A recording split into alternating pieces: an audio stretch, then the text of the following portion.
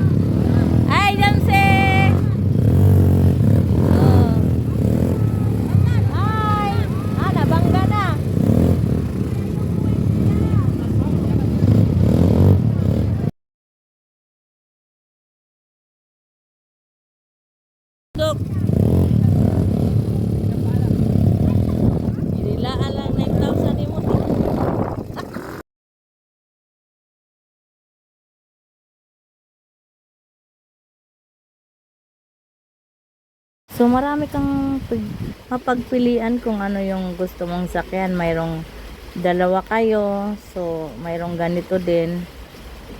Ganun lang guys. So kusog kayong uwan guys, no? Nag picture taking kami guys dito. Souvenir, no? Sa once in a blue moon lang. Kailan pa kaya kami makabalik dito?